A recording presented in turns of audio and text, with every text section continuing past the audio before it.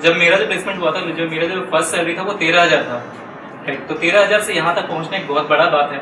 तो अगर आप लोगों का प्लेसमेंट चाहे वो 10,000 में हो या 12,000 में, उसको छोड़ना नहीं है, क्योंकि वो बस एक स्टार्ट होता है, राइट। तो फिर आप वहाँ से कहीं तक भी जा सकते हो, राइट। तो प्लेसमेंट कहीं पे भी हो, आप प्लीज वो प्लेसमेंट लो, और इमेज में आए हो तो यहाँ से प्लेसमेंट का कंपनी अच्छी हो, कंपनी अच्छी होगी और प्रोफाइल अच्छा हो, सीखने का अवसर हो, ये ध्यान दिया जाता ये है। मत सोच के जाओ कि आपको पैसे कमाने वहाँ, ये सोच के जाओ कि आपको वहाँ पे और सीखना है, फिर वहाँ से अच्छा प्लेसमेंट लेना है, अच्छा पैकेज लेके निकलना है आपको, राइट। तो ये और आजकल लेकिन थोड़ा सा हर कंपनी ने स्टार्टिंग स्केल भी बढ़ा दिया है।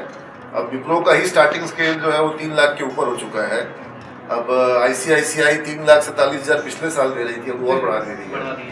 तो स्टार्टिंग स्केल बढ़ गया है, तो अच्छी बात है, बढ़ जा रहा है, अच्छी बात है। लेकिन वो शुरुआत है, केवल उसको आंकड़ा नहीं है, वहाँ से जहाँ तुम जाते हो वो बहुत बड़ी बात है। फिर जो आपका एम होना चाहिए वो प्रोडक्ट बेस्ड कंपनी का होना चाहिए।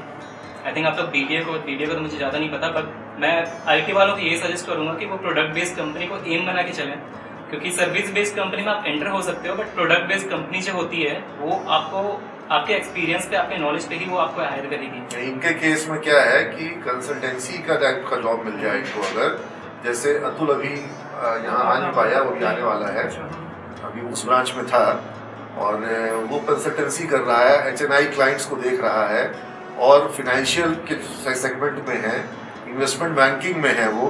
तो BBA के जो मैनेजमेंट के जो सबसे प्लस जॉब है वो कंसल्टिंग में है, वो तुमको इन्वेस्टमेंट बैंकिंग में है, BBA का जो प्लस जॉब है। और उसके अलावा फिर वो सेल्स में है, मार्केटिंग में है, ह्यूमन रिसोर्स मैनेजमेंट में है, तो कहीं ना कहीं उसमें BBA में, और जहाँ स्ट्रैटेजी में है, या फिर अगर आप मल्टीपल सेक्टर का एक्सपोजर जो लोग ले लेते हैं, कुछ लोग ऐसे करते हैं कि पहले गए सेल्स ज्वाइन किए, फिर कुछ दिन तक HR में काम किए, कुछ दिन तक फिनांस सेगमेंट को देखे। जब तक आपके पास मल्टीपल डोमेन नॉलेज नहीं आता है, तब तक आप हायर लेवल पर नहीं पहुंच सकते हैं। जिसके पास सिर्फ सेल्स का ही एक्सपीरियंस है, वो सेल्स में ही बंदा खप जाएगा। लेकिन जिसके पास थोड़ा फिनेंस का भी कॉन्सेप्ट आ गया, कुछ साल उसमें भी काम किया, कुछ साल तक ऑपरेशंस देखा, कुछ साल तक मार्केटिंग भी देखा, सेल्स भी देखा, ठीक है, वो बंदा जो है, वो जो आदमी है, वो टॉप लेवल पे जाएगा। अगर CEO मटेरियल बनना है किसी को MD CEO डायरेक्टर बनना है, चीफ पोजीशन में जाना है, तो फिर मल्टीपल डोमेन चाहिए। मैनेजमेंट की मैं बात कर रहा हूँ।